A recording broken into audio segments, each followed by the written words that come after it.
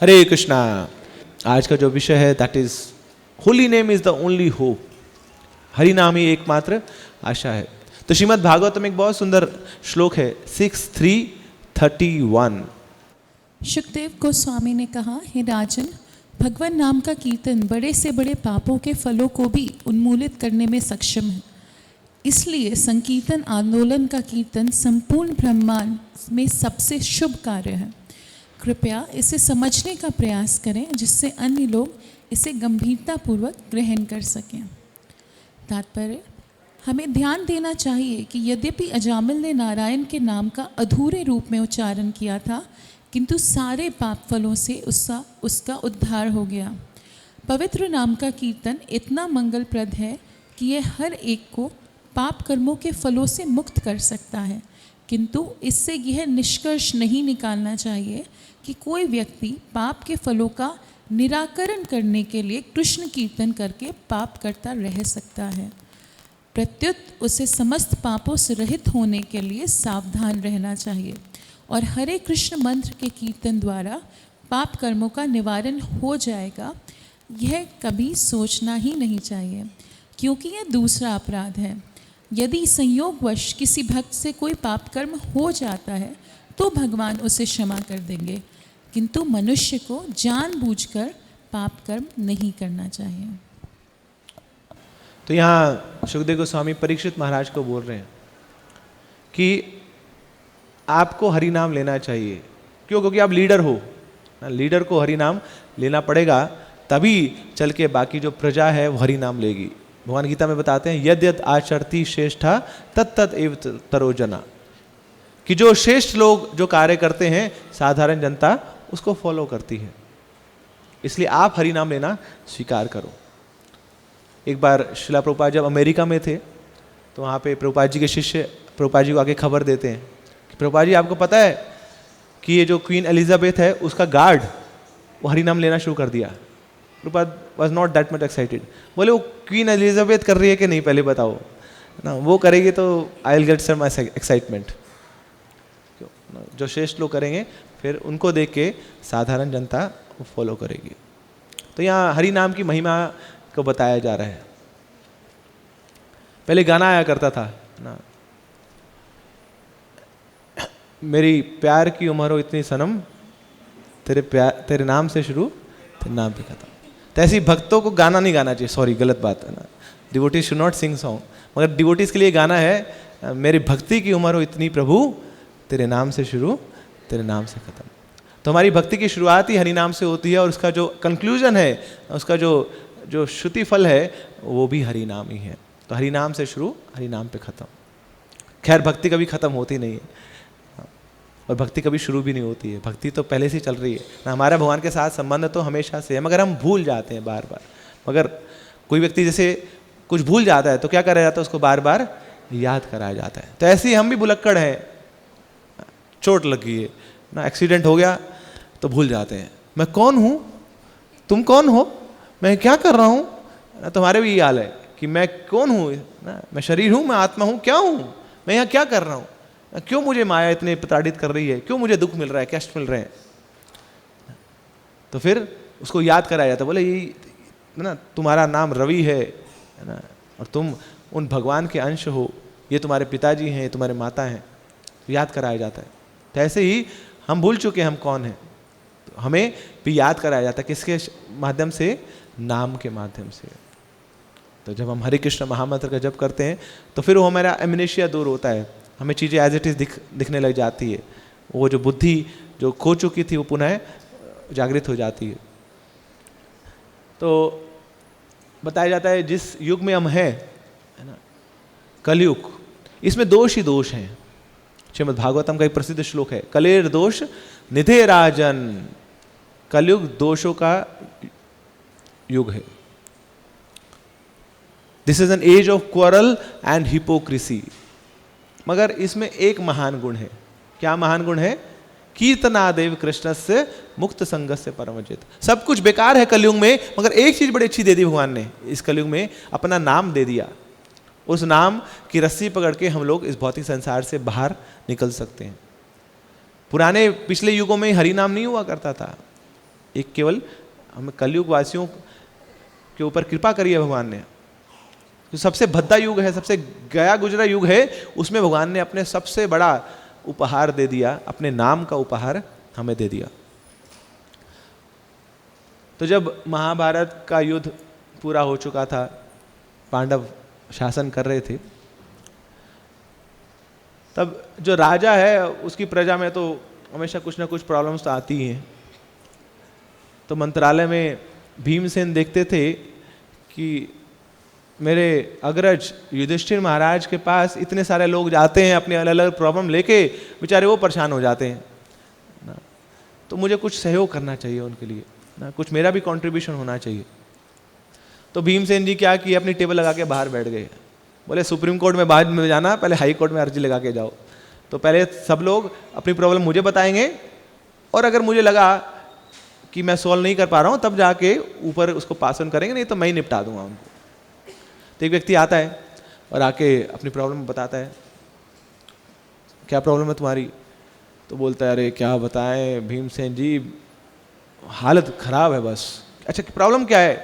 बोले क्या करूं, मैं खेती करता हूं है ना, खेती करने के लिए मैंने बाड़ी लगाई चारों तरफ, और थोड़े समय क्या हुआ, वो जो बाड़ी है वो सारे खेत को खा गई, सारी फसल को खा गई। तो भीमसेन जी सर खुजलाते हैं, बोले ये क्या प्रॉब्लम है, बाड़ी लगाई और बाड़ी खेत को खा गई। अच्छा बाड़ी किस लिए लगाई थी? खेत को बचाने के लिए, और वही बाड़ी खेत को खा गई। समझ नहीं भैया, जाओ बड़े भैया के पास जाओ, मेरे पास का नहीं है। फिर दूसरा व्यक्ति आता है, भीमसेन जी रोक देते, अरे इधर इधर नंबर लगाओ, पहले मैं सॉल्व करूंगा तुम्हारी प्रॉब्लम। क्या प्रॉब्लम है तुम्हारी? बोले क्या बताएं भीमसेन जी ना, एक जग था मेरे पास ना, पानी से भरा हुआ, उसको मैं गिलास में डालता गया, तो बड़े सारे गिलास भर गए। फिर मैंने सोचा कि थोड़ा रिवर्स करके देखते हैं ना, थोड़ा मेरा इंजीनियर माइंड का कीड़ा है, मगर थोड़ा देखते हैं रिवर्सिबल प्रोसेस है। तो मैंने उल्टा डाल के देखा, तो जग से तो गिलास भर गए, मगर गिलास से जब वापस जग में डाला तो जग तो खाली रह गया, अधूरा रह गया। ये समझ नहीं आई मुझे बात। बोले तुझे समझ नहीं आई, मेरे को भी नहीं समझ आई, चल जाओ तू ऊपर, तू भी बड़े भैया के पास जा। क्या कैसे कैसे प्रॉब्लम लेके आ रहे हैं लोग। एक बाड़ी खेत को खा गई, गिलास से जग से गिलास भरे, गिलास से जग नहीं भर रहा है, समझ नहीं आ रहा को। तीसरा आता है, तो अभी कॉन्फिडेंस खत्म नहीं हुआ था भीमसेन जी का। बोले मैं हूं ना, मुझे बताओ क्या प्रॉब्लम है, मैं दूर करूंगा। तो ये बोलता है भीमसेन जी ऐसा था कि एक हाथी आ गया मेरे सामने, अब मरता क्या ना करता, तो मेरे कुछ तो करना था, तो मैं सुई ले आया और सुई सामने रख दी हाथी के, और तो हाथी गुजर गया। बोले वाह बेटा वाह, हाथी गुजार दी तूने सुई से, बहुत फेंक रहा है। बोले बात तो सुन लो पूरी, हाथी तो गुजर गया और उसकी सुई रहेगी, उसकी जो पूंछ है वो सुई में अटक गई। बोले ऐसा हो सकता है यार, इतना बड़ा हाथी निकल गया सुई से और वो पूंछ अटक गई। बड़े भैया बुला लो इनको अंदर, मेरे बस का नहीं है। तो अभी भी लगे हुए हैं भीमसेन जी। अब चौथा व्यक्ति आता है, बोले तेरे क्या दिक्कत है? बोले क्या बताऊं, गाय थी तो गाय ने बछड़े को जन्म दे दिया, मगर हुआ क्या, वो बछड़ा गाय को खा गया। बोले छोटा सा बछड़ा गाय को खा गया, क्या बातें कर रहे हो तुम लोग, अजीब अजीब सी। भैया चल तो मैं भी चलता हूँ बड़े भैया के पास, मगर लास्ट ट्राई कर लेता हूँ, इतनी जल्दी हार नहीं माननी चाहिए ना, पांडव है हम लोग, 5 पूरे करके जाएंगे। ठीक है जी, 5वां भी आ जाओ सामने। तेरी क्या प्रॉब्लम है? बोले प्रॉब्लम नहीं है, बस कुछ जादू देख लिया मैंने। क्या जादू है? बोले एक व्यक्ति था, वो क्या करता था, वो धागा ले लेता था और धागे से पहाड़ को बांध देता था, और फिर ऐसे हिलाता था, ऐसे हिलाता था, तो पूरे पहाड़ ऐसे हिलते थे, सब पहाड़ चकनाचूर हो गए। वो ऐसे हिलाता गया, सब पहाड़ चकनाचूर हो गए। बोले चलो जी मिल के चलते हैं बड़े भैया के पास। कुछ नहीं समझ आ रहा मुझे, मेरे बस का कुछ है नहीं। तो बड़ा कॉन्फिडेंस, मोरल डाउन हो गया। बड़े भैया आप बताइए, अजीब अजीब से लोग आ रहे हैं, ये क्या है, माजरा क्या है? तो भीमसेन जी युधिष्ठिर महाराज बताते हैं, बोले देखो कुछ नहीं है, ये कलयुग है। पहला व्यक्ति आया, बाड़ी लगाई है खेत में और बाड़ी ही खेत को खा गई। तो फिर युधिष्ठिर महाराज बताते हैं, बोले कलयुग का लक्षण है कि कलयुग में आप किसी को रक्षक बनाएंगे अपना, चुनाव करके, वोट देके, और थोड़े समय में वही रक्षक भक्षक बन जाएगा।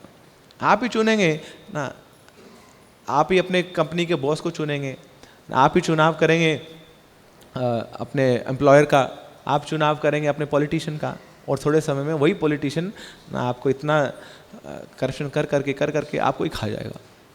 तो कलयुग में रक्षक ही भक्षक बन जाए। अच्छा, वो दूसरे वाला क्या था? बोले हाँ, वो जग से कुछ गिलास, गिलास से कुछ जग, कहाँ चला गया वो?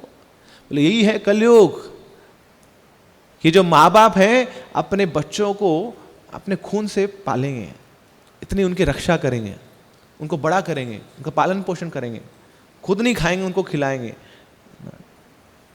तो जग से गिलास तो भर जाएंगे, मगर बाद में जब गिलास से जग भरने का समय आएगा तो बोल देंगे बाय बाय, हम तो चले पप्पा, वो सामने अनाथ आश्रम ना, वृद्ध आश्रम, तब आप वहाँ पे चले जाइए ना।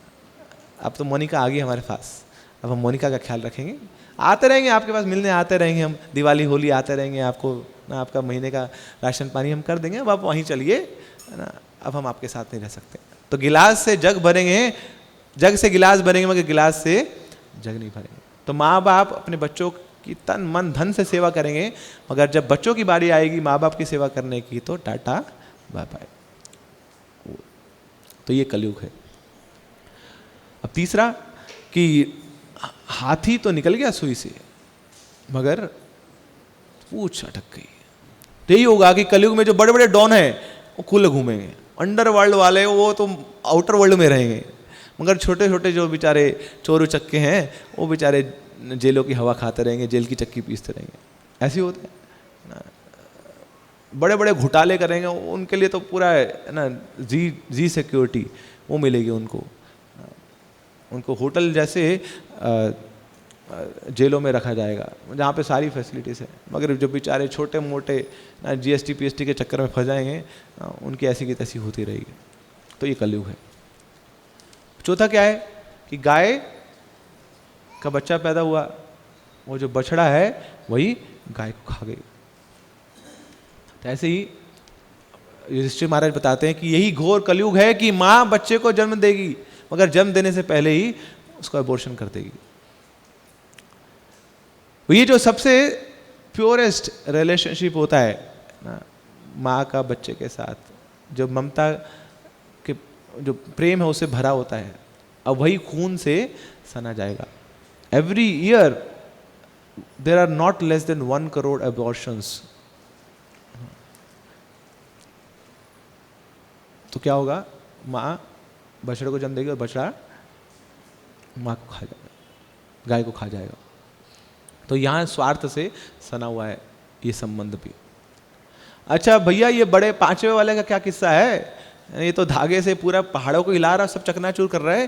बोले हाँ, ये कलयुग की देन है कि कलयुग में हर जगह दोष ही दोष है, अजीबोगरीब लोग हैं, मगर कलयुग में एक ऐसा नाम है हरि नाम, कि हरि नाम क्या करेगा, ये जो हरि नाम का धागा है, हरि नाम की रस्सी है, तो जिस व्यक्ति इस हरि नाम को पकड़ लिया, अब उसके जो पहाड़ जैसे बड़े बड़े जो पाप हैं, पाप के पहाड़ हैं, वो ऐसे चकनाचूर हो जाएंगे कि ऐसे कभी थे नहीं, कि हरि नाम लेने मात्र से सबके पाप ऐसे धुल जाएंगे। श्री श्री हरि नाम प्रभु की। तो यहाँ श्रील प्रभुपाद इस तात्पर्य में ये बता रहे हैं कि हरि नाम में इतनी शक्ति है ना कि सारे पापों को धो सकता है, सारे पापों के फलों को वो धो सकता है। देखिए कलयुग में ना हर चीज़ उल्टी है, सब लोग उल्टे कामों में लगे हुए हैं। पहले लोग खाते घर के अंदर थे और निकालने घर के बाहर जाया करते थे, अब वो भी उल्टा हो गया, खाते सब बाहर है and then they have attached bathrooms inside to excrete. सब कुछ उल्टा है कलयुग में, है ना। पहले लोग रात को सोते थे, अब रात को जागते हैं, सब कुछ उल्टा चलता है। ऐसे उल्टे लोगों को सीधा करने के लिए हमारे बीच में आया है हरि नाम। अस्ति ही एको महान गुना, ना सारे दोषों के बीच में ये हरि नाम रूपी कमल उगा है हम सबके उद्धार के लिए। तो जो 4 युग हैं, सतयुग, त्रेता युग, द्वापर युग, कलयुग, तो इन सब में जो सबसे ब्राइटेस्ट बैच हुआ करता था वो सतयुग के लोगों का हुआ करता था, एकदम क्रीम क्लास, मतलब आधे आधे नंबर के लिए छुरियां चल जाती थी वहाँ पे, इतने A क्लास लोग, क्रीम क्लास, इतने पढ़ाकू, इतने उनका फोकस होता था, कंसंट्रेशन होती थी, परमहंस लोग हुआ करते थे उस समय। तो ये लोग क्या करते थे, ये लोग ध्यान लगाया करते थे उस समय। मगर अब आ गया कलयुग। हाँ, तो section A, section B, section C, section D. So section A Satyug, और अब आ गया section D. D stands for duffer class ना। वो क्रीम निकलते निकलते निकलते निकलते उसका जो एकदम पूरा खोखला जो माल है वो बचा अब कलयुग का लोग। तो ऐसी सतयुग, त्रेता, द्वापर सब निकल गए, अब कलयुग का माल आया, डफर क्लास लोग। तो हमको क्या ध्यान लगाएंगे ना, जहाँ ध्यान लगाना होता वहाँ लगता नहीं है, जहाँ नहीं लगाना होता बार बार वहीं पे लगता है। तो सीधा तो बैठ नहीं पाते हम, आधा घंटा सीधा बैठने को बोल दिया जाए तो आइडोस मलनी पड़ती है वहाँ पे, तो ध्यान क्या लगाएंगे हम। मगर वो सतयुग के लोग, उनका इतना स्टेमिना हुआ करता था, इतना उनका कंसंट्रेशन हुआ करता था, तो उस समय लोग ध्यान के माध्यम से भगवान को प्राप्त किया कर लेते थे। मगर हम कलयुग के लोग हैं, प्रैक्टिकल रहना पड़ेगा हमें कि हमारे लिए क्या कार्य है। तो हम तो फिल्टर होके आए हैं ना, सब चटनी होके आए हैं, तो हम लोगों के लिए तो कुछ होना होगा ना। भगवान ने कुछ अरेंजमेंट तो किया होगा कि हम लोगों का उद्धार कैसे हो। अब सब पढ़ाकू लोग तो होते नहीं है ना, अब 8वीं 10वीं फेल वाले भी तो होते हैं ना। तो बड़े सारे बिल बोर्ड्स आपने देखे होंगे, 8वीं 10वीं फेल 12वीं पास करें, 10वीं 12वीं फेल ग्रेजुएशन पास करें ना। तो उनके लिए भी होता था वधवा कॉलेज ऑफ इंजीनियरिंग ना, कि जब सारे निहायत ही निखट्टू लोग हैं, इनको पास कराने के लिए भी एक इंस्टीट्यूट है, बोले वहाँ जाके आ जाओ भाई, बड़े प्यार से आसानी से पास हो जाओगे। ऐसे ही हम लोग हैं ना, सतयुग, त्रेता, द्वापर फेल, कलयुग पास करें। तो इस कलयुग को पास करने के लिए भी हमारे पास भी एक वधवा कॉलेज ऑफ इंजीनियरिंग, वो है हमारा इस्कॉन। इस्कॉन है कलयुग के जैसे लोगों के लिए, एकदम गए गुजरे लोगों के लिए। अब क्या करना पड़ता है, जो ऐसे डफर क्लास लोग होते हैं उनके लिए पहले तो पेपर बड़ा आसान बनाना पड़ता है, और आसान करने के बाद भी वो पेपर लीक करना पड़ता है। बोले क्वेश्चन पहले ही बता दो इनको, ताकि एग्जाम में बैठे हो ना तो घबराए ना, बोले लिखना है कुछ, बोले कोई बात नहीं, आंसर सब पहले ही पता है तुम्हें। तो 20 क्वेश्चंस बट अटेम्प्ट ओनली 2, और वो 2 भी पहले से बता देंगे आपको कौन से आने वाले हैं, बस लिख लो जाके वहाँ पे। तो ऐसे ही चैतन्य महाप्रभु हमारे इतने उदार टीचर हैं, बोले चिंता मत करो, तुम्हारा जब एग्जाम होगा तो एक ही क्वेश्चन हो उसमें, और जो भी क्वेश्चन आए उसमें एक ही उत्तर है। क्या लिख देना उसमें, हरे कृष्णा कृष्णा कृष्णा हरे हरे, हरे राम राम राम। और हाँ, पेपर देते देते आपको लगा कि अरे बड़ा कॉन्फिडेंस आ रहा है, बड़ी एक्सटेसी आ रहा है, तो कोई बात नहीं, आपको नाच गाने का भी आपके पास पूरा मौका है कि पेपर के बीच में, एग्जाम सेंटर के बीच में खड़े होकर आप अपने डेस्क बोर्ड पे उठ के डांस कर सकते हैं। अब डांस कर लेंगे तो उसके बाद भूख लगेगी, तो उसके बाद हमारे पास प्रसाद की भी व्यवस्था है। तो ऐसा एग्जाम सेंटर है कि जहाँ पे बस मस्ती में आप आइए ना, अपना थोड़ा मंत्र लिख दीजिए, यहाँ पे मुंह से मंत्र बोल लीजिए, थोड़ा नाच गा लीजिए, उसके बाद प्रसाद पा लीजिए। इनफैक्ट हाँ, जो चीटिंग करेगा उसको बोनस मार्क्स हैं, है ना, कि आप दूसरों के मंत्र को देख के आपको अच्छा लग रहा है और आप अपना मंत्र दूसरों को बता रहे हैं, तो उसके बोनस मार्क्स है। बोले इसको जल्दी मिलाएगा, इसको जल्दी से पास कराएंगे हम, मतलब जो प्रचार करेगा उसको एडिशनल बोनस मार्क्स है। तो ये है हमारा ना। आप सोचिए, इतना आसान कर दिया गया यहाँ कलयुग में पास होना, उसके बाद भी कोई पास ना होए तो उसकी क्या गति है। भगवान भी उसको बचा नहीं सकते। मतलब इस्कॉन में आने के बाद भी जो हरे कृष्णा महामंत्र नहीं कर पा रहा है, उसको स्वीकार नहीं कर पा रहा है, तो भगवान भी बोलेंगे भैया मैं तेरा कुछ नहीं कर सकता ना, इतना पेपर तेरे को दे दिया, आसान पेपर दे दिया, सब कुछ संग दे दिया, सारी फैसिलिटीज दे दी ना, उसके बाद भी तुम हरि नाम नहीं कर पा रहे हो, तो फिर मैं क्या करूँगा। तो ऐसे ही हम जैसे कलयुग के लोग, बद्ध जीवात्माओं के लिए भगवान जो इतने दयालु होकर उन्होंने अपना नाम हमारे बीच में भेज दिया है। श्रील प्रभुपाद जब वेस्ट में थे तो प्रभुपाद वहाँ बताते कि अगर कोई 25 साल ब्रह्मचार्य का पालन करे तो उसकी बुद्धि इतनी तेज हो जाती है ना, इतनी शार्प हो जाती है ना, कि वो भक्ति के नियमों का अच्छे से पालन कर पाएगा। तो यहाँ जब भक्तों ने सुना तो सबके चेहरे मुरझा गए। बोले 25 साल ब्रह्मचार्य का भी नहीं पता हमें, 25 साल ब्रह्मचार्य। अब वो सब तो LSD मारिजुआना लेने वाले, सबकी 10-10 गर्लफ्रेंड्स हैं वहाँ पे, वो क्या ब्रह्मचार्य का पालन करेंगे वहाँ। तो प्रभुपाद ने जब देखा तो प्रभुपाद जी को दया आई, बोले चिंता मत करो, है ना, बेशक आपने ब्रह्मचार्य का पालन ना किया हो, मगर कुछ समय तक आप हरि नाम ले लो तो आपकी उतनी सिद्धि हो जाएगी जो 25 साल ब्रह्मचार्य पालन करने की होती है ना, just by chanting of the Holi names of the Lord.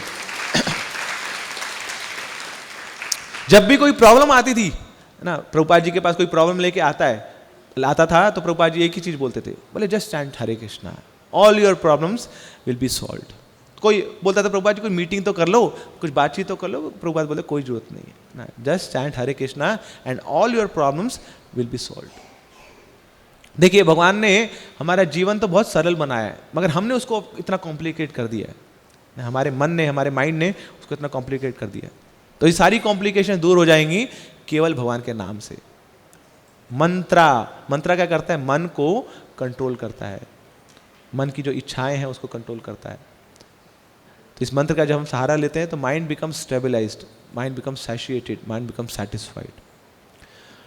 इसलिए गिरिराज महाराज जिन्होंने जू मंदिर का कंस्ट्रक्शन कराया था, तो कंस्ट्रक्शन के बाद वो मैनेजमेंट कर रहे थे वहाँ पे। अब बड़ा मंदिर है जू का, देखा आप लोगों ने, एटलीस्ट वीडियो में देखा होगा, बहुत विशाल मंदिर है, राधा रास बिहारी जी वहाँ पे स्थित हैं। अब जितना बड़ा मंदिर होता है उतनी प्रॉब्लम्स होती हैं ना, तो अजीब सी प्रॉब्लम लेके सीधा वहाँ पहुँच जाते थे उनके पास। वो टेम्पल प्रेसिडेंट थे उस समय, महाराज के पास। बोले महाराज कोई मेरी बुनाइन चुरा के ले गया ना, कोई मेरी माला चुरा के ले गया ना। बोले एक तो आ गई वो औरत, बोले महाराज ये आपके जो गार्ड है ना सब बदमाश हैं। बोले गार्ड बदमाश है, क्या कर दिया? बोले मैं बच्चे को लाई थी यहाँ पे, बच्चे की दूध की बोतल आई थी, दूध की बोतल का कवर वो मिल नहीं रहा है, तो मेरे को लग रहा है इस गार्ड ने चुराया होगा। अजीब अजीब कुछ भी। बोले अच्छा ये आप खिचड़ी बांटते हो ना, मगर खिचड़ी के साथ दही नहीं देते हो आप लोग ना, सब बेकार लोग हैं यहाँ पे, कुछ दिमाग नहीं है लोगों का, अपराध करते हैं, हम खिचड़ी के साथ दही नहीं दे रहे हैं, कुछ भी ना। तो सब आते थे महाराज के पास। अब महाराज सोचे यार क्या करूँ मैं, अजीब अजीब सी इनकी प्रॉब्लम है। तो महाराज बोलते अच्छा ठीक है, कल ऐसा है कि ना कल संडे है, कल यहाँ पे हम हरि नाम ऑर्गेनाइज करा रहे हैं, आप हरि नाम में जरूर आइएगा, फिर मंडे को हम आपके साथ मीटिंग करेंगे। तो महाराज बताते मेरा रिलेशन है कि जितने लोग संडे को हरि नाम में आए थे, तो मंडे को उनमें से 90% लोग नहीं आए थे, क्योंकि हरि नाम लेते ही सारी प्रॉब्लम सॉल्व होगी। बोले ये तो बस छोटी मोटर बात है ना, हरि नाम में इतना आनंद है, उसके बाद ये चीज़ें तो बड़ी छोटी नजर आ रही हैं। तो Hari naam is a solution for all our problems. कई बार लोग आते हैं हमारे पास, बोले ये प्रॉब्लम हमारी है ना, हमारे बच्चों को ये प्रॉब्लम, इसकी शादी नहीं हो रही है ना, इसका डिवोर्स होने वाला है, इसका ये प्रॉब्लम है। हमारे पास सॉल्यूशन क्या है? एक ही सॉल्यूशन है, हरे नामेव केवलम। बोले नहीं ये तो हम कर रहे हैं, कुछ और बताइए। उनको क्या बताते हैं? बोले अच्छे से हरि नाम लो। बोले नहीं अच्छे से तो ले रहे हैं, कुछ और बताइए। बोले ज़्यादा हरि नाम लो। तो हरि नाम के अलावा कोई और उपाय है ही नहीं, हरि नाम ही एकमात्र उपाय है। Holy name is the only solution for all our problems. और यहाँ श्रील प्रभुपाद बता रहे हैं कि जो हरि नाम है वो क्या करता है, हमारे सारे पापों को नष्ट कर देता है। भगवान का नाम इतना शक्तिशाली है, क्योंकि भगवान में और भगवान के नाम में कोई भेद नहीं है। जैसे भगवान का दर्शन करने से सब मंगल हो जाता है, सब जो अमंगल है दूर हो जाता है, ऐसे ही भगवान का नाम भी कोई लेता है तो सारे अमंगल दूर हो जाते हैं और उसके जीवन में मंगल उद्धृत हो जाता है, उसके सारे पाप नष्ट हो जाते हैं। तो हरि नाम और भगवान में कोई भेद नहीं है। एक बार श्रील प्रभुपाद जी के शिष्य ने पूछा कि प्रभुपाद जी ये जो हरि नाम है ना, ये इसमें भगवान रहते हैं ना, भगवान हरि नाम में रहते हैं। तो प्रभुपाद जी पूछते हैं अच्छा बताइए कहाँ पे रहते हैं ना, भगवान किस में रहते हैं? क्री में रहते हैं, श में रहते हैं, न में रहते हैं, ह में रहते हैं, रे में रहते हैं, कहाँ पे रहते हैं? हरि नाम में भगवान रहते हैं क्या? तो फिर प्रभुपाद जी बोलते हैं हरि नाम में भगवान नहीं रहते, हरि नाम ही भगवान है ना। Holi name is Krishna himself. इसलिए हरि नाम का भी उतना आदर होना चाहिए जितना भगवान का आदर है। हरि नाम की भी उतनी पूजा होनी चाहिए जितनी भगवान की पूजा है। हरि नाम को भी वैसे प्रणाम करना चाहिए जैसे भगवान को प्रणाम करते हैं। हरि नाम की भी वैसे आरती उतारनी चाहिए जैसे भगवान की आरती उतारते हैं। तो हरि नाम की आरती कैसे उतारेंगे? जैसे प्रसाद की आरती कैसे उतारेंगे आप? प्रसाद को पाके। किताब की आरती कैसे उतारेंगे? किताब को पढ़ के। ऐसी हरि नाम की आरती कैसे उतारेंगे? हरि नाम का उच्चारण करके। तो ये हरि नाम की पूजा है, हरि नाम का उच्चारण करके। तो एक तरफ है भगवान और एक तरफ है उनका नाम, मगर बताया जाता है कि भगवान से भी ज्यादा दयालु है उनका नाम। एक तरफ सामने भगवान हो आपके पास और एक तरफ उनका नाम हो, तो एक जो बुद्धिमान व्यक्ति हो क्या चुनेगा? भगवान का नाम चुनेगा। इसलिए बताया गया है कि जो भगवान का नाम चुनता है वो बुद्धिमान है। जो संकीर्तन आंदोलन का चुनता है। कौन सा श्लोक है? यज्ञ संकीर्तन प्राय यंति ही सुमेधसा, कि अलग अलग प्रकार के यज्ञ होते हैं। जैसे एक द्रव्य यज्ञ होता है ना, ओम डेंग डेंग स्वाहा डोंग डोंग स्वाहा, तो आप यज्ञ कुंड में आहुति डालते हैं तो द्रव्य यज्ञ बोला जाता है। ऐसे अलग प्रकार के यज्ञ हैं। मगर शास्त्र बताते हैं कि जो बुद्धिमान व्यक्ति हैं वो क्या करते हैं, वो संकीर्तन यज्ञ करते हैं। ये क्या होता है संकीर्तन यज्ञ? यज्ञ में एक यज्ञ कुंड होता है, उसमें आहुति डाली जाती है, इसमें एक यजमान होता है। तो ऐसे ही ये जो संकीर्तन यज्ञ है इसमें भी एक यज्ञ कुंड है। क्या यज्ञ कुंड है? ये जो हमारे कर्ण हैं ये हमारे यज्ञ कुंड है, और इसमें आहुति डाली जाती है, मंत्र की आहुति। तो अपने मुख से हम हरि नाम की आहुति निकालते हैं और अपने कर्ण रूपी यज्ञ कुंड में उसको डालते हैं, और उससे फिर जो यज्ञ पुरुष है, हृदय में बैठे हुए जो परमात्मा है, वो प्रसन्न हो जाते हैं। तो ये है संकीर्तन यज्ञ। तो कलयुग में बुद्धिमान लोग क्या करते हैं? हरे कृष्णा कृष्णा कृष्णा हरे हरे, हरे रामा राम राम हरे हरे। तो हरि नाम इतना दयालु कैसे है? देखिए भगवान गीता में बोलते हैं सर्वधर्मान परित्यज्य माम एकम शरणम व्रज अहम त्वम सर्व पापेभ्यो मोक्षयिष्यामि मा शुचा। कि भगवान बोलते हैं मैं आपके सारे पापों को नष्ट कर दूंगा। मगर हरि नाम की महिमा है कि हरि नाम पाप करने की प्रवृत्ति को भी नष्ट कर देता है। केवल पापों को नष्ट नहीं करता, पाप करने की जो इच्छा है, प्रवृत्ति है, उसको भी नष्ट कर देता है। आज पाप खत्म हो गई मगर कल हम फिर दोबारा पाप कर देंगे। तो वो जो इंजन हमेशा लगा रहता है पाप का। मगर जो हरि नाम लिया जाता है तो हरि नाम से पाप करने की जो इच्छाएं हैं वो ही समाप्त हो जाते हैं। इसलिए हरि नाम हमें शुद्धिकरण की ओर ले जाता है। Hari naam is a प्योरिफिकेटरी process. जैसे स्नान करते हैं ना, तो तन शुद्ध होता है जल से, जल के स्नान से। ऐसे ही मन शुद्ध होता है मंत्र के स्नान से, मंत्र के उच्चारण से। तो हमारा मन ना, जो जिसमें बड़े सारी विष है, बड़ी सारी डर्ट है ना, बड़ी सारी गंदगी है, मैल है, उसकी सफाई होती है हरि नाम से। तो एक बार जनक महाराज जो महाजन है वो ट्रेवल कर रहे थे वायु मार्ग से। तो दूर से आवाजें आई जोर से, जनक महाराज हमें बचा लो जनक महाराज। तो जनक महाराज पहुंच गए तो देखा तो यहाँ तो यमराज जी का काबिला है। तो वहाँ चले गए तो देखा सब लोग बड़े परेशान हैं।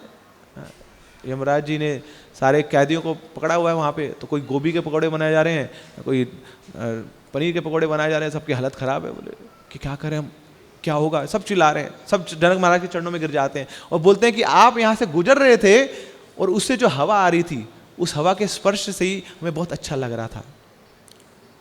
तो आप कुछ हमारे लिए कुछ करिए, हमारे उद्धार के लिए। तो जो भी नरक लोक के वासी हैं अब वो इस प्रकार गुहार लगा रहे हैं जनक महाराज को। तो जनक महाराज बुलाते हैं, बोले बुलाओ यमराज को बुलाओ। तो वो एक महाजन दूसरे महाजन से मिलते हैं, आपस में मीटिंग होगी। बोले आप ही बताइए इन लोगों का उद्धार कैसे होगा? बोले आपको तो सब पता है, हरि का नाम क्या कुछ नहीं कर सकता। अच्छा हाँ। तो जनक महाराज सबको बोलते हैं चलो मेरे पीछे बोलो, हरे कृष्णा कृष्णा कृष्णा हरे हरे, हरे राम राम राम। और नरक वासियों ने इतनी असहाय अवस्था में भगवान का नाम लिया, ये सोचते हुए कि हरि नाम ही मेरी एकमात्र आशा है, यही हमारी एकमात्र गति है। और जैसे ही उन्होंने हरे कृष्णा हरे राम का नाम लिया, उसी समय सब गायब, पूरा नरक खाली हो गया। और यमराज देखते रह गए वहाँ पे, एक के एक बार ठक ठक ठक ठक ठक ठक ठक ठक ठक, सब नरक खाली हो गया। तो जनक महाराज को बोलते बोले आपने धंधा चौपट कर दिया हमारा, क्या दोस्त हो आप ना, हमारी दुकान बंद करा दी, मैं क्या करूँगा? बोले आप नहीं बताया था ना, हरि नाम का उपाय तो आप नहीं बताया था। तो हरि नाम क्या करता है? पापों को तो नष्ट करता ही करता है, पापों के फलों को तो नष्ट करता ही करता है, पाप करने की जो प्रवृत्ति है ना वो भी जड़ से खत्म हो जाती है। तो यहाँ प्रभुपाद जी अजामिल की स्टोरी को कोट कर रहे हैं। अजामिल ने क्या किया था? अंत समय में भगवान का नाम नहीं लिया था, अपने पुत्र का नाम लिया था। पुत्र का नाम था नारायण। तो हमेशा ये चिंतन करता रहता था, नारायण उठ जाओ, नारायण ब्रश कर लो, नारायण नहा लो, नारायण कपड़े पहन लो, नारायण जूते पहन लो, नारायण होमवर्क किया क्या, नारायण एग्जाम में मार्क्स कितने आए? नारायण पीटीएन कब है तुम्हारी? नारायण नारायण नारायण, ओ मेरा लाल, ओ मेरा मीठा, ओ मेरा गुलाब, ओ मेरा बर्फी, नारायण नारायण नारायण। तो यही चल रहा था, नारायण का नाम चल रहा था। और अंत समय जब यमदूत आ गए, घबरा रहा अंदर से अजामिल, अरे मैं तो बहुत पाप कर बैठा हूं, मैं, मेरा क्या होगा? तो इस समय में अपनों की याद आती है। तो अपना तो वही था, वो सबसे छोटा पुत्र नारायण। और जैसे नाम लिया तो यमदूत छू नहीं पाए, उसी समय विष्णुदूत प्रकट हो गए। तो यहां भगवान के नाम की महिमा बताई गई कि प्रभुपाद जी बता रहे हैं, जो अजामिल था वो भगवान का नाम पूरा नहीं ले पाया, सही रूप से नहीं ले पाया, मगर हरि नाम में इतनी शक्ति है कि कोई कैसे भी इसको ले ले, संकेत रूप में क्यों ना ले ले, उसका भी उद्धार हो जाएगा। तो उस अजामिल को जिसने बहुत पाप किए थे, उसको भी यमदूत छू नहीं पाए, क्योंकि अंत समय में या अंत के निकट के समय में उसके मुख से हरि का नाम उच्चारण हो गया। तो ऐसे ही हमें भी उस हरि नाम का आश्रय लेना है। हरि नाम इतना दयालु है, मगर हमें केवल इस भाव से हरि नाम नहीं लेना कि हरि नाम सफाई करता है। जैसे वॉशिंग मशीन में कपड़े डाल दो, डुक डुक डुक डुक डुक डुक डुक डुक डुक डुक, और सब निकल जाता है, साफ हो गए। दूध सी सफेदी ना निरमा से आई। तो ऐसे नहीं कि पर हम भी सफेद हो जाएंगे, पूरा पाप कर लेंगे और फिर हरि नाम के वॉशिंग मशीन में डुबकियां मारेंगे और साफ हो जाएंगे। तो रात को फिर एक नाम ले लेंगे हरि, तो पूरे दिन भर पाप करेंगे और रात को हरि का नाम ले लेंगे, सब सफाई हो जाएगी। तो we should not treat Hari नाम as washing machine, it is much more and much beyond. Hari नाम हमें बहुत कुछ दे सकता है। पापों का धुलना, पापों का नष्ट होना, ये तो साइड इफेक्ट है हरि नाम का। आप टीवी लेके आइए तो कई बार डीवीडी प्लेयर साथ दे देते हैं, कंप्यूटर लेके आइए सीडी प्लेयर साथ दे देते हैं, वो फ्री में ना, वो कई बार माउस साथ दे देंगे, कीबोर्ड साथ दे देंगे। तो ऐसे ही आप हरि नाम लेके आइए तो पापों का नष्ट होना ये तो फ्री है, ये तो साइड इफेक्ट है हरि नाम का। तो केवल पापों को नष्ट करने के लिए हम हरि नाम नहीं लेंगे। हरि नाम तो हमें भगवान के चरणों का आश्रय दे सकता है, भगवान के प्रति प्रीति हमें दे सकता है, गोलोक का धाम दे सकता है, भगवान की सेवा दे सकता है। ये हरि नाम की शक्ति है। तो इसलिए हमें हरि नाम को स्वीकार करना है। तो अब हरि नाम करने में थोड़ी तो तपस्या है, नहीं? स्पेशली जब सुबह के समय करा जाता है ना, अपनी नींद को त्याग के, उस रजाई को त्याग के, उस पंखे को त्याग के जब हरि नाम लेना पड़ता है तो वो तपस्या है। तो दो प्रकार के तपस्या होती हैं, दो प्रकार के बर्डन होते हैं। One is burden of love and other one is burden of beast. तो बोझा तो आपको उठाना पड़ेगा, या तो माया का बोझा उठा लीजिए, नहीं तो हरि नाम की तपस्या का बोझा उठा लीजिए। चुनाव हमें करना है। तो अगर खुद से ही ब्रह्म मुहूर्त के समय में उठ के हरि नाम का जप कर लें तो वो भगवान को प्रसन्न करेगा। मगर ऐसा नहीं करेंगे तो माया बड़ी क्रोधित हो जाएगी और फिर वो हमें सुबह सुबह उठाया करेगी हर रोज, चिंता से ना, वरी से। तो उठना तो पड़ेगा हमें, आज नहीं तो कल सुबह। इसलिए अच्छा है कि स्वतः ही स्वेच्छा से हम प्रीतिवश, प्रीतिपूर्वक भगवान के नामों का जप करें सुबह उठकर। तो एक भक्त आया, एक विजिटर आया मंदिर में, उसको एक डिवोटी ने बोला, बोले just chant and be happy, जप करो और खुश रहो। तो बड़ा खुश हो गया, बोले बस इतना छोटा सा प्रोसेस है, माला जप करनी है और उससे मेरे को खुशी मिलेगी? बोले हाँ, just chant and be happy. बोले अच्छा जप कैसे करना है? बोले कल सुबह आ जाओ 5:15 बजे मंदिर में, यहाँ सब जप कर रहे होंगे, आपको दिखेगा। तो अगले दिन मंदिर में आया तो देखा तो सब लोग वहाँ पे तो हरे कृष्ण कृष्ण कृष्ण हरे राम राम राम। तो सब एकदम ऐसे घुसे हुए हरि नाम के अंदर, ऐसे लग रहा है युद्ध हो रहा है यहाँ पे। तो उसको अलग सी पिक्चर नजर आई, अलग से सीन नजर आया। बोले इसने तो बोला था just chant and be happy, मगर यहाँ तो ऐसा लग रहा है कि बड़ा ही अलग सा सीन है। तो फिर उस डिवोटी ने बोला, बोले एक्चुअली पूरा फॉर्मूला मैंने आपको नहीं बताया था, तो full formula is chant, struggle and be happy. जब करिए, उसके बाद थोड़ा स्ट्रगल भी होगा, उसके बाद वो जो खुशी है आपके लिए इंतजार कर रही है। तो ऐसा मत सोचिए कि बस ना हम भक्ति में आ गए तो सब रोजी रोजी अपने आप होने लग जाएगा, उसके लिए हमें प्रयास करना पड़ेगा। जितने अच्छे से हम जप करेंगे, जितने अच्छे से हमारी साधना होगी, उतनी जल्दी हमारे अनर्थों की निवृत्ति होगी और बाद में फिर वो हरि नाम लेना भी उतना आसान हो जाएगा। जैसे अभी हरि नाम बता गया कि बहुत मीठा है, मधुरम मधुरेभ्योपि। संसार में बहुत सारी मीठी चीजें हैं, नाम गिनाइए, है ना, तो लिस्ट कभी खत्म नहीं होगी, वो बहुत सारी मीठी चीजें ना। मगर बताते हैं कि उन सारी मीठी चीजों में जो सबसे मिठास भरा है वो है हरि नाम, मधुरम मधुरेभ्यो। इससे मीठा कुछ है नहीं, मगर हमें बहुत कड़वा लगता है, हमें उसमें उतना आनंद नहीं आ पाता, हम बोर हो जाते हैं, थोड़ी देर में माला रख देते हैं ना। इवन जो कोटा हमारा वो भी पूरा नहीं कर पाते, हमें लगता है बार बार वही कर रहे हैं। हमें ऐसे लगता है, कई बार ऐसे नहीं लगता है फंसा दिया यार हमें। कहाँ है वो व्यक्ति जिसने माला पकड़ाई थी, बुलाओ उसको, एक बार सामने आ जाए, उसको ऐसा बताएंगे हम, फंसा दिया हमें। कहाँ है, शुरू में बोला बस 2 माला करना, फिर बोला एकादशी पे बढ़ा लेना, फिर धीरे धीरे बोले सब 16 करते हैं, आप कब करोगे, हम भी 16 करा ली, फंस गए जी हम तो ऐसी कई बार भावनाएं आ जाती हैं। तो हरि नाम तो सबसे मीठा है, मगर हमें मीठा क्यों नहीं लगता? तो हमारे आचार्य बताते हैं, जैसे किसी को जॉन्डिस हो जाता है, पीलिया हो जाता है, तो पीलिया को ठीक करने के लिए उसको शुगर केन का जूस पिलाया जाता है, गन्ने का रस। मगर वो गन्ने का रस पिएगा, गन्ने का रस बहुत मीठा होता है, मगर वो जैसे पिएगा तो उसको बहुत कड़वा लगता है। क्यों? क्योंकि वो सेंस परसेप्शन अभी बहुत वीक पड़ गई है। मगर पीलिया को ठीक करने का एकमात्र उपाय क्या है? गन्ने का जूस। तभी उसको बहुत कड़वा लग रहा है, मगर वो पीते पीते पीते पीते उसका पीलिया दूर होगा और थोड़े समय में वही गन्ने का जूस उसको अच्छा लगने लग जाएगा। तो 2 फायदे हुए, बीमारी दूर हुई और गन्ने का जूस भी मिल रहा है मीठा मीठा। तो ऐसे ही हरि नाम हमें एक औषधि बताई गई है। निवृत्त तर्षयि उपगीयमानात् भव औषधे श्रोत्र मनोभिरामात्। तो ये जो भव सागर में हम फंसे, ये हमारा रोग है, ये हमारा भव रोग है कि संसार की चीजों से हम आसक्त हो जाते हैं, संसार की चीजों को भोगने की हमारी इच्छा है। ये एक रोग है, बीमारी है, भव रोग कहा जाता है। मगर भव रोग को दूर करने के लिए क्या है हमारे पास? एक औषधि, एक मेडिसिन है। क्या है वो मेडिसिन? हरे कृष्ण महामंत्र। मगर क्योंकि अभी हम रोगी हैं तो मेडिसिन भी क्या लगती है? कड़वी लगती है, हमारा मन नहीं करता उसको लेने का। मगर इस रोग को दूर करने की एकमात्र जो उपाय है वो क्या है? यही मेडिसिन है।